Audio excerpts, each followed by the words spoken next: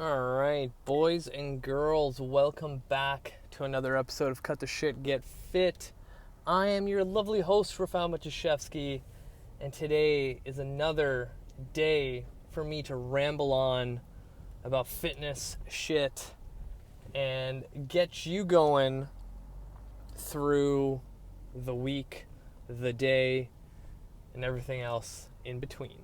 All right, so today, and I apologize, I keep forgetting to check the top cities, so maybe I'll just do a shout out on my Facebook. Anyway, we're going to talk about some more functional anatomy, because on my Facebook I've been posting a lot about certain muscles that play huge roles in how our body moves in a functional manner.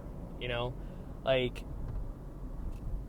before in anatomy classes, cadavers, and things like that, a lot of times when they wanted to look at the function of the muscle, so an example is like the bicep, they would cut open the cadaver, take away all the fascia, take away all the connective tissue, take away all the crap that is layered on top and in between and whatever it is around the bicep in order to move it.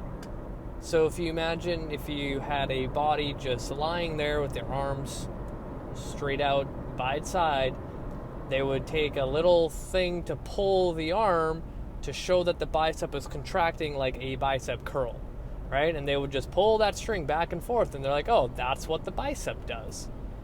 But your arm, like your bicep that crosses over from the shoulder joint and the elbow joint, can do a lot of things, right? Not only does it do bicep curls from like a lying anatomical position, but you can put your shoulder into forward flexion. So if you had your arm out in front of you and then also curl, you can also bring it up towards the ceiling and also curl, right? You can have your arm out to the side and also curl.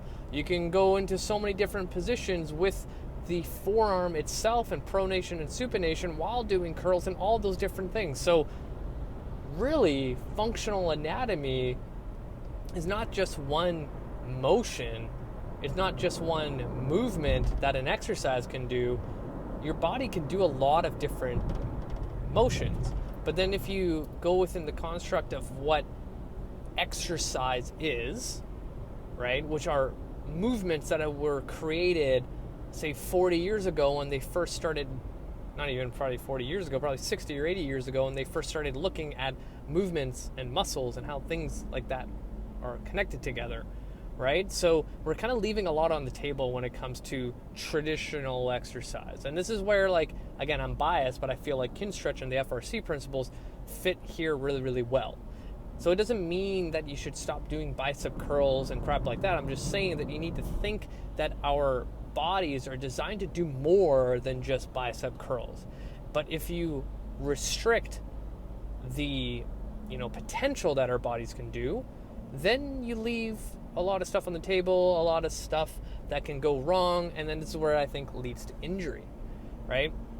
So one of the muscles that I wrote about, I think this morning or yesterday morning, I can't remember what day it is anymore, is the serratus anterior.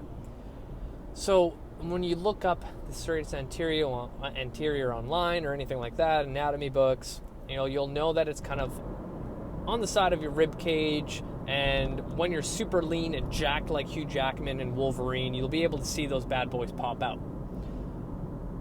A good functioning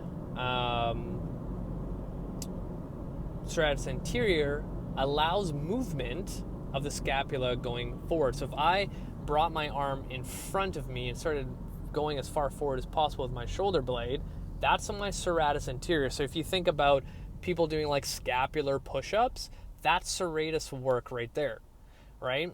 In order for my shoulder blade to do that, that muscle has to function properly. And then allowing the shoulder blade to move forward like that in that protracted position, it also laterally glides to the side. When that happens, that allows your arm to go completely overhead to do things like overhead pressing, throw a ball, throw a baseball, like things like that. So that serratus anterior is actually really, really, really important.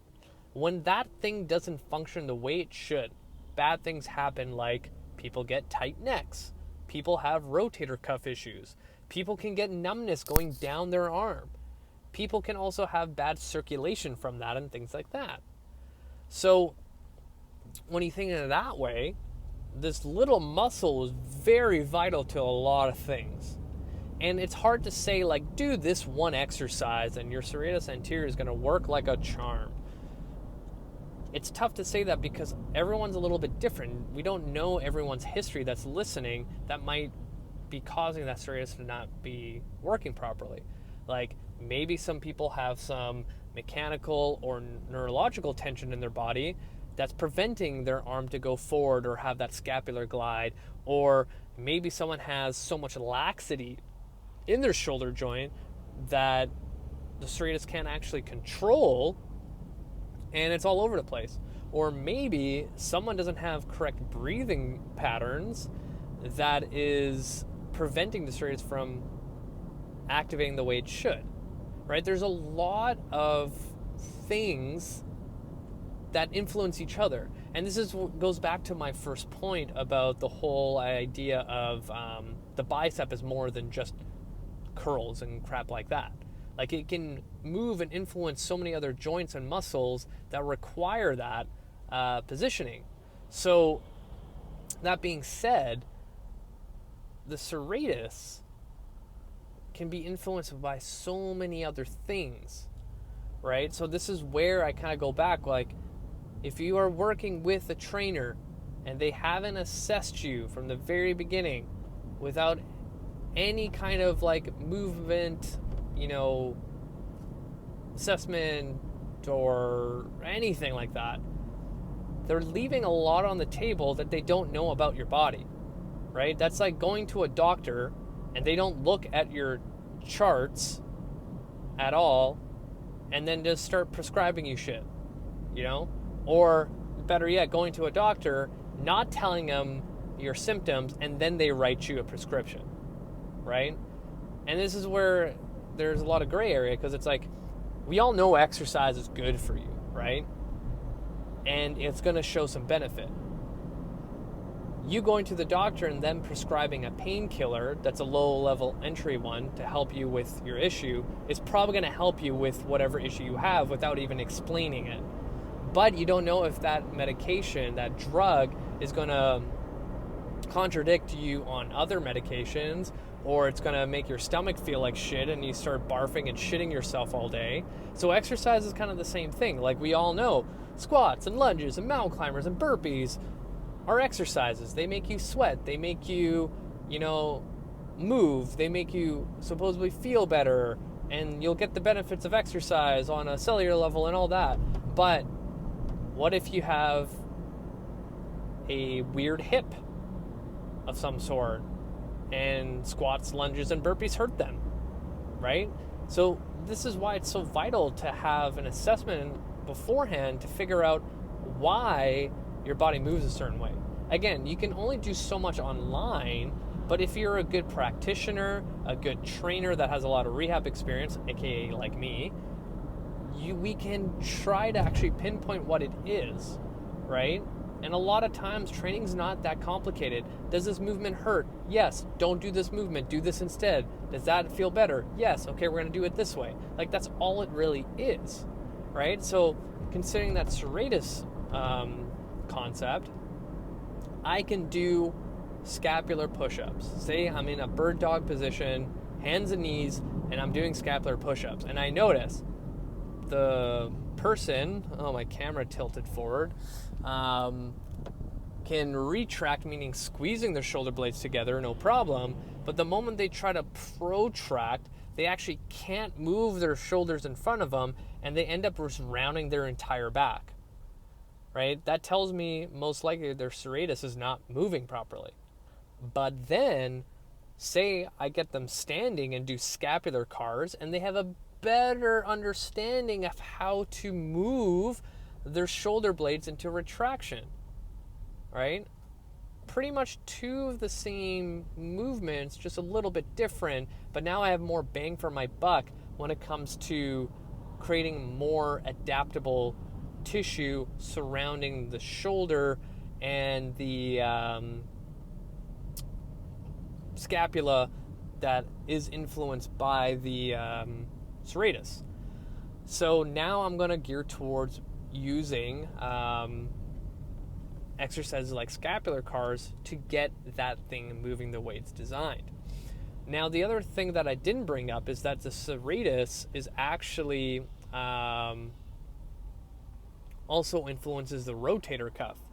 So if you look at the dynamic of how the rotator cuff works and what it's responsible to do, the serratus plays a huge role in allowing those tissues surrounding that consists of the rotator cuff vastly, right?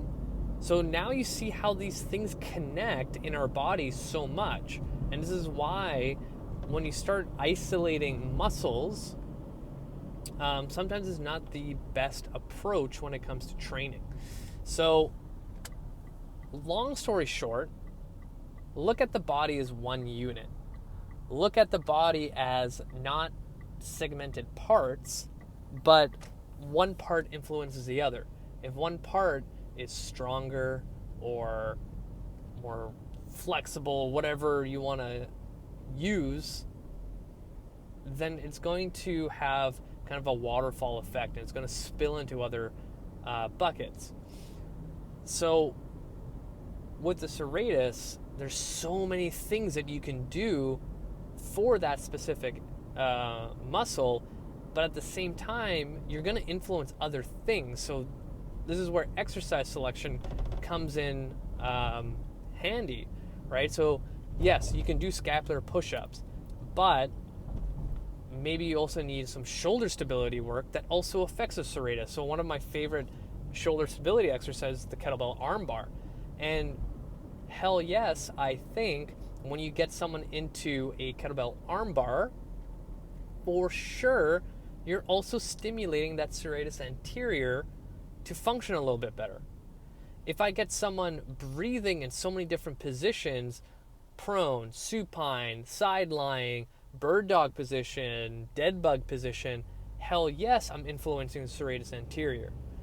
Now, if I have 5 exercises in my program, say in my warm-up, for example, that will not only influence the serratus anterior, but all the other things it connects to, then my programming becomes basically bulletproof for the individual, and then that's where you see progression, right? So this is why I really, really enjoy learning about functional anatomy, is that now I can kind of create a better map in my head about my client and what they need and how to improve their performance and movement. So, long story short, think of your body as one unit. Think about the one muscle that your physio or chiro said, you need to fire this thing, and think about all the surrounding muscles that it might influence and also attacking those. And that's going to help you tenfold. All right, that's it for me. I'm going to stop it there because I feel like I can talk about this forever. Definitely check out my Instagram post and Facebook post about the serratus anterior because I go a little bit more in depth in it. If you have any questions, feel free to reach out. Hit the show notes, add me on Facebook. You guys are amazing. Thank you for the support. Hopefully this quarantine time, COVID crisis thing, wherever you're at, is not too bad and it's been getting better. Stay positive, stay, happy. Hug your wife, friend, dog, unless they're not in your household. Maybe get a virtual hug from someone that you miss over Zoom or anything like that. But that's it for me. Thank you guys. You guys are amazing. Till next time.